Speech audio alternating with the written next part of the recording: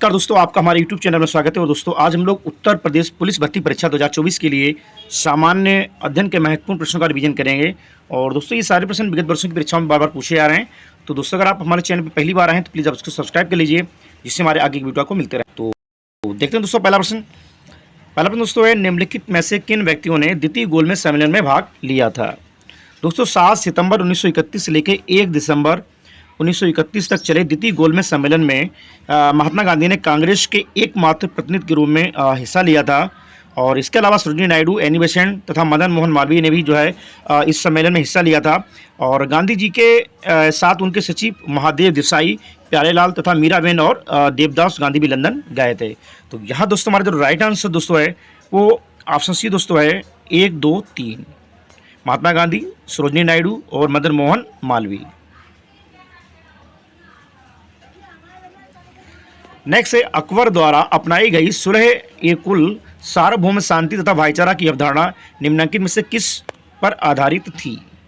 दोस्तों अकबर की धार्मिक नीति का मूल उद्देश्य सार्वभौमिक सहिष्णुता था और इसे सुलह-ए-कुल की नीति अर्थात सभी के साथ शांतिपूर्ण व्यवहार का सिद्धांत भी कहा जाता है। और 1582 ईस्वी में जो है अकबर ने सभी धर्मों में सामंजस्य स्थापित करने के लिए तौहीद इलाही या दीन इलाही नामक एक नया पंथ जो है उसको भी चलाया था। तो यहाँ दोस्तों हमारा जो राइट आंसर दोस्तों है वो ऑप्शन डी दोस्तों है, राजनीतिक उदारता, धार्मिक सहिष्णुता और उदारवादी सांस्कृतिक दृष्टिकोण। उपयुक्त सभी ऑप्शन सही हैं। नेक्स्ट है, भोपाल गैस दुर्घटना का कारण क्या था। दोस्तों 3 दिसंबर 1984 को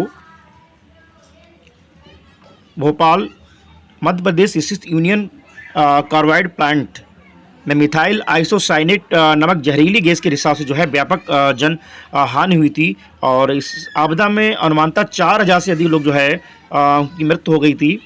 तो यहाँ दोस्तों हमारा जो राइट आंसर दोस्तों है वो ऑप्शन ए दोस्तों है, मिथाइल आइसोसाइनेट का रिसाव। अगला है, किसकी दृष्टि में क्रिप्स प्रस्ताव एक टूटते हुए बैंक के नाम एक उत्तर दिनांकित चेक था, पोस्ट डेटेड चेक। तो यहाँ दोस्तों हमारा जो राइट आंसर दोस्तों है वो ऑप्शन ए दोस्तों है, महात्मा गांधी। नेक्स्ट है, शून्यकाल संसदीय व्यवस्था को किस देश की देन है।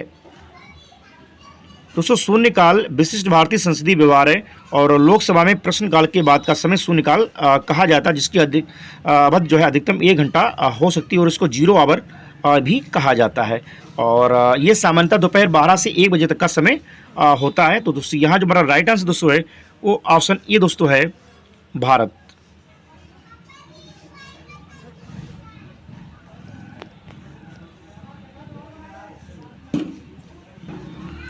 अगला है, गुप्त सम्राट जिसने हूणों को पराजित किया था। दोस्तों हूणों को पहला भारतीय आक्रमण गुप्त सम्राट स्कंदगुप्त के शासनकाल में हुआ था तथा स्कंदगुप्त के हाथों में बुरी तरह परास्त हुए थे। तो यहाँ दोस्तों जो राइट आंसर दोस्तों है वो ऑप्शन सी दोस्तों है, स्कंदगुप्त ने। अगला है, राज्यसभा को भंग करने का अधिकार किसे प्राप्त है। दोस्तों राज्यसभा एक स्थायी सदन है और जो ब्रिटेन के अधीन नहीं है।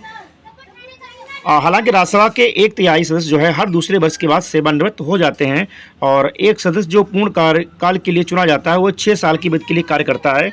और संविधान के अनुच्छेद 80 के तहत जो है राज्यसभा की अधिकतम सदस्य संख्या 250 हो सकती है और जिसमें 12 सदस्य जो है राष्ट्रपति के द्वारा मनोनीत किए जाते हैं। तो यहाँ दोस्तों हमारा जो राइट आंसर हो जाएगा उपयुक्त वैसे कोई नहीं।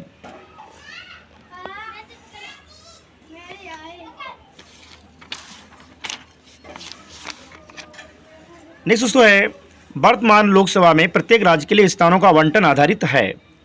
दोस्तों संविधान के 84वें संविधान संशोधन 2001 के द्वारा जो है प्रत्येक राज्य के लिए लोकसभा सीटों का आवंटन 2026 तक 1971 की जनगणना के आधार पर किया जाएगा और वही राज्य विधानमंडल में सीटों के आवंटन है तो 1991 की जनगणना को आधार बनाया जाएगा। तो यहाँ दोस्तों हमारा जो राइट ऑप्शन दोस्तों हमारा है वो ऑप्शन सी दोस्तों है, 1971 की जनगणना।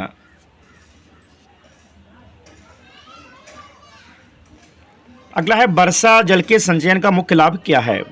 दोस्तों वर्षा जल संग्रहण विभिन्न उपयोगों के लिए वर्षा के जल को रोकने और एकत्र करने की विधि है और इस विधि का उपयोग मुख्यतः भूमिगत जलावर्तों के पुनर्भरण के लिए किया जाता है। तो यहाँ दोस्तों हमारा जो राइट आंसर दोस्तों है हमारा ऑप्शन ए दोस्तों है, भूमिगत पानी का पुनर्भरण। अगला, निम्न से कौन सी नदी भूमध्य रेखा को 2 बार पार करती है। दोस्तों अफ्रीका महाद्वीप की प्रसिद्ध नदी कांगो भूमध्य रेखा को 2 बार पार करती है।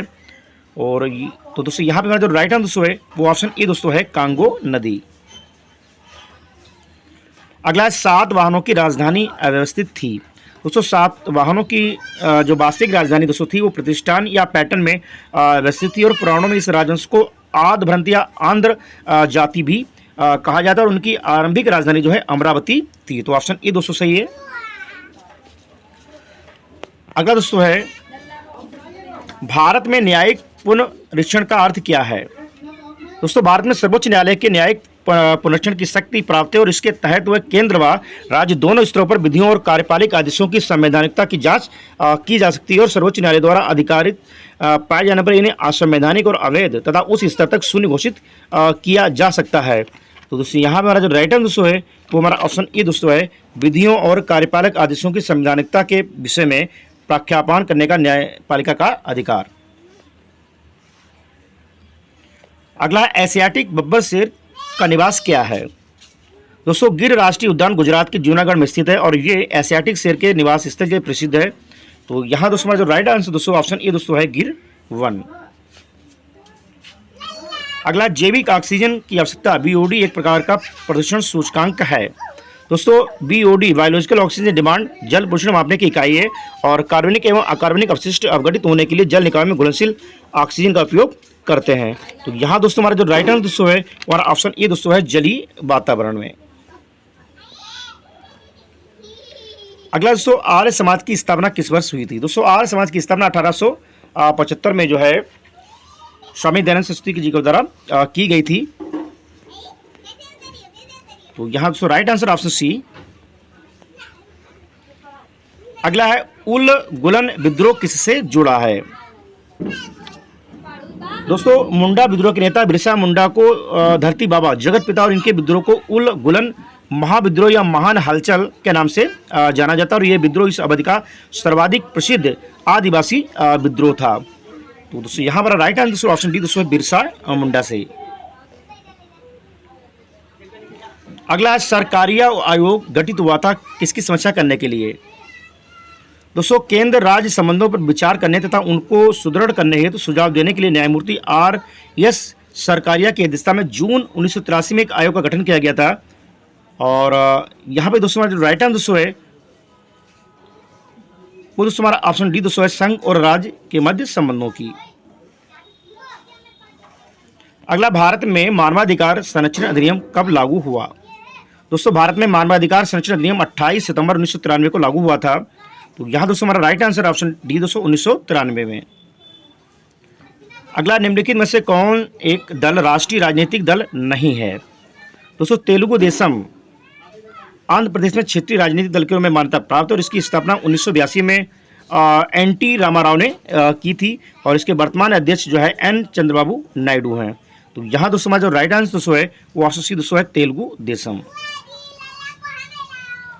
अगला है एक व्यक्ति पंचायत का चुनाव लड़ सकता है यदि उसने पूर्ण कर ली है। दोस्तों भारतीय संविधान के अनुसार अनुच्छेद 243 फर्स्ट के अनुसार कोई व्यक्ति जो है पंचायत चुनाव लड़ सकता है यदि उसने 21 वर्ष की आयु पूर्ण कर ली है। तो ऑप्शन सी दोस्तों सही है 21 वर्ष की आयु पूरी करने पर। अगला है ठगों के दमन में निम्नलिखित में से कौन समृद्ध था।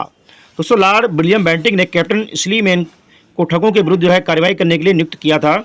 और उसने लगभग 1500 ठगों को बंदी बना लिया था। अनेक ठगों को फांसी दे दी गई थी। तो यहाँ दोस्तों हमारा जो राइट आंसर दोस्तों है वो ऑप्शन बी दोस्तों है कैप्टन स्लीमैन।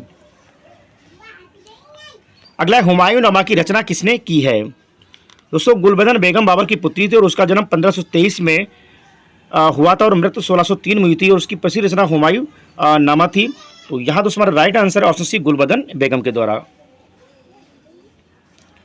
अगला भारत में इनमें से कौन सा विषय पंचायती राज संस्थाओं की शक्तियों के अंतर्गत नहीं आता है।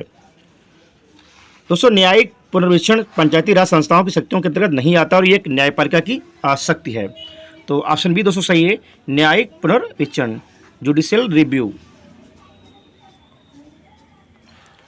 अगला दोस्तों कुतुब मीनार। दोस्तों कुतुब मीनार जो है ये इल्तुतमिश ने बनवाई थी। गोल गुम्बद दोस्तों जो है मोहम्मद आदिल शाह बुलंद दरवाजा अकबर के द्वारा और मोती मस्जिद औरंगजेब के द्वारा। अगला है, निम्नलिखित में से कौन सा एक मोड़दार पर्वत का उदाहरण नहीं है? दोस्तों अरावली पर्वत एक अवशिष्ट पर्वत का उदाहरण है, जबकि रॉकी, हिमालय और एंडीज पर्वत श्रृंखलाएं जो है मोड़दार पर्वत यानी कि फोल्डिंग माउंटेन्स के उदाहरण हैं। तो यहाँ दोस्तों हमारा राइट है ऑप्शन सी अरावली। अगला है, शिव समुद्रम किस नदी पर बनाया गया जल प्रपात है? दोस्तों शिव समुद्रम जलप्रपात कावेरी नदी पर स्थित है और ये कर्नाटक के मांड्या जिले में स्थित है। तो right answer option D Kaveri.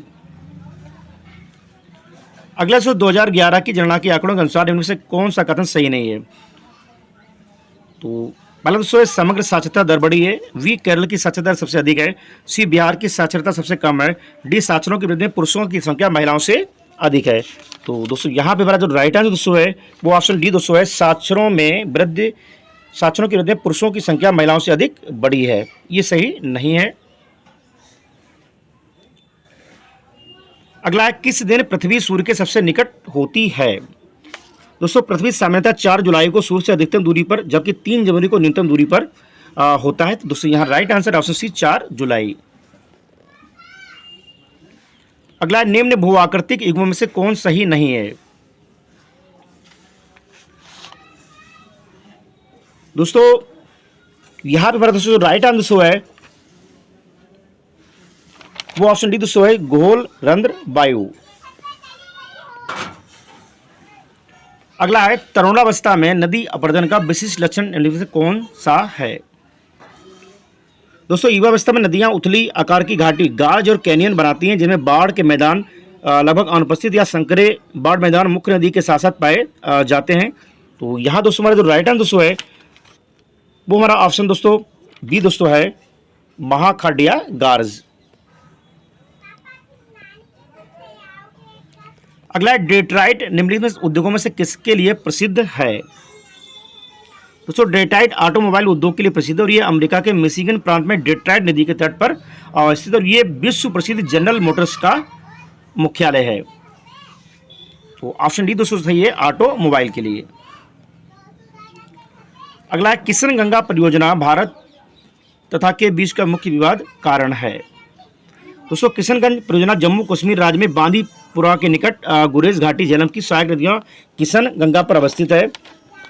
और यहाँ पे दोस्तों हमारा जो राइट आंसर दोस्तों है वो ऑप्शन सी दोस्तों है, पाकिस्तान।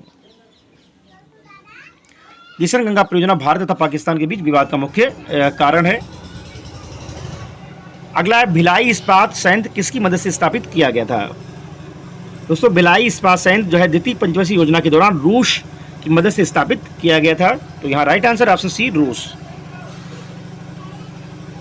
अगला दोस्तों है, निम्नलिखित में से कौन से एक सही नहीं है? दोस्तों नीली क्रांति का संबंध दोस्तों जो है मछली पालन से, जबकि पीली क्रांति का संबंध तिलहन उत्पादन से है, सुनहरी क्रांति जो है फल बागवानी से संबंधित है और गुलाबी क्रांति झींगा उत्पादन से संबंधित है। तो दोस्तों यहाँ पे हमारा जो राइट आंसर दोस्तों है वो हमारा ऑप्शन डी दोस्तों है, सेकंड और थर्ड। अगर नीली क्रांति की दोस्तों बात करें तो मछली पालन, पीली क्रांति की बात करें दोस्तों तो तिलहन। तो सेकंड और थर्ड सही नहीं है। अगर दोस्तों गलत जोड़ा बताइए। दोस्तों बांदीपुर अभयारण्य कर्नाटक में है, सरिस्का अभयारण्य राजस्थान में, अन्नामलाई अभयारण्य तमिलनाडु, पेरियर अभयारण्य आंध्र प्रदेश में। दोस्तों पेरियर अभयारण्य यहाँ पे गलत सुमिलित है। पेरियर अभयारण्य केरल के इडुक्की और पथानामथिट्टा जिले में स्थित है। तो यहाँ दोस्तों राइट आंसर है ऑप्शन डी। अगला, भारत में सबसे ऊंचा जलप्रपात कौन सा है? दोस्तों भारत में सबसे ऊंचा जलप्रपात जोग या गरसोपा प्रपात है और इसकी ऊंचाई 253 मीटर और यह प्रपात कर्नाटक राज्य के शिवमोगा जिले में सरवती नदी पर स्थित है और उल्लेखनीय है कि भारत का सबसे ऊंचा जलप्रपात कुंचिकुल है। तो यहाँ दोस्तों मेरा राइट आंसर है ऑप्शन डी, जोग प्रपात।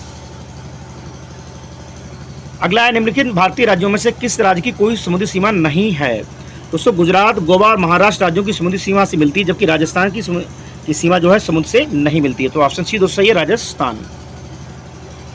अगला दोस्तों, कौन सा पर्वत हिमालय श्रृंखला का अंग नहीं है? दोस्तों कुनकुलन, काराकोरम और हिंदुकुश हिमालय श्रृंखला का अंग है, अरावली श्रृंखला का अंग नहीं है। तो ऑप्शन ए दोस्तों सही है, अरावली। अगला दोस्तों, लेटराइट मिट्टी कहाँ पर पाई जाती है? दोस्तों लेटराइट मृदा का निर्माण आर्द्र तथा शुष्क जलवायु वाले उष्णकटिबंधीय क्षेत्रों में होता है। इसमें लौह एवं एल्यूमिनियम की प्रचुर मात्रा पाई जाती है। तो दोस्तों यहाँ पे मेरा जो राइट आंसर दोस्तों है वो हमारा ऑप्शन डी दोस्तों सही है, आर्द्र तथा शुष्क जलवायु वाले उष्णकटिबंधीय क्षेत्रों में। और लास्ट क्वेश्चन दोस्तों है, मिलान कीजिए। दोस्तों काजीरंगा दोस्तों जो है ये गैंडे के लिए प्रसिद्ध है